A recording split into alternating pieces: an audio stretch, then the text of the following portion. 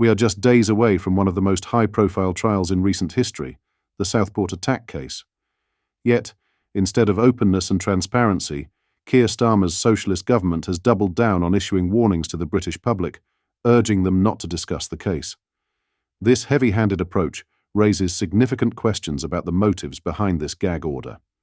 In today's video, we'll dissect why the Attorney General's actions, and the silence from Starmer himself, should alarm every citizen concerned about justice and accountability. Not only that, but we will also go over all of the latest headlines from across the country. But first, hit the like button and subscribe to the channel and join our fast-growing community. Just a quick one to say we do have new One Keir t-shirts available on our website. Go to britishstand.com or check the link in the description. On January 20th, the trial of Axel Rudak Cabana, the primary suspect in the Southport incident, will commence at Liverpool Crown Court. Cabana faces charges of 16 offences, including the murder of 3 young girls and the attempted murder of 10 others, 8 of whom are children. Yet, as heinous as these alleged crimes are, the focus today is on the broader implications of the government's unprecedented warnings and the man behind these directives, the Attorney General, Richard Hermer. Let's address the elephant in the room.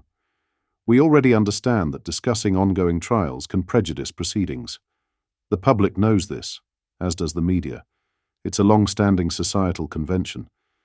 But why then is this government going to such lengths, spending taxpayer money on redundant warnings, to reiterate this? Is it really about preserving justice, or is it about suppressing scrutiny? The memo issued by the Attorney General's office the other night wasn't just a reminder about contempt of court laws, it felt like an intimidation tactic. The language used blurs the line of what constitutes contempt, potentially silencing legitimate debate and inquiry under the guise of protecting the trial's integrity. It's worth asking, what are they so afraid of? What are they trying to hide? Let's not lose sight of who Richard Hermer is. This is someone parachuted into the role of Attorney General, not through public trust or democratic mandate, but as a close ally of Keir Starmer. Hermer was given a peerage, a lifetime seat in the House of Lords, purely to secure his appointment. This is a man with a history of defending figures like IRA leader Gerry Adams, even working to secure compensation for Adams after his detention. For victims of IRA terrorism, this must feel like a slap in the face. Hermer's connections to Starmer go deeper. He's been a Labour supporter since his youth, donated £5,000 to Starmer's leadership campaign, and now wields immense power over the British legal system without ever having faced an electorate. His past work, often at odds with the British state, and his lack of accountability should concern every citizen. And then there's Starmer. His silence on this issue is deafening. For someone who portrays himself as a champion of justice and integrity, his refusal to address these glaring conflicts of interest is telling. What is he afraid of? Why is he avoiding the questions about his Attorney General's qualifications and impartiality? This silence only deepens suspicions about the government's true motives. The government's fixation on suppressing discussion of the Southport case feels like more than just an attempt to protect the trial. It feels like an effort to control the narrative, to prevent the public from connecting dots that could embarrass or implicate the powers that be. Starmer and his Attorney General are asking for blind trust while giving us every reason to question their judgment. This trial isn't just about the heinous acts of one individual. It's a litmus test for our justice system and the integrity of those who oversee it. The doubling down on warnings, the Attorney General's dubious past, and Starmer's eerie silence paint a picture of a government more interested in self-preservation than transparency or justice. The British public deserves better. We deserve leaders who prioritise accountability over cronyism, transparency over intimidation, and justice over political expediency. What are your thoughts on this as we are now days away? Let me know in the comments.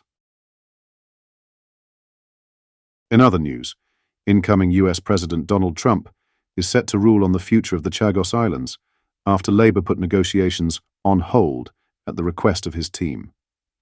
Senior members of Trump's team demanded Britain delay the signing of a deal until he was back in office, The Telegraph reports.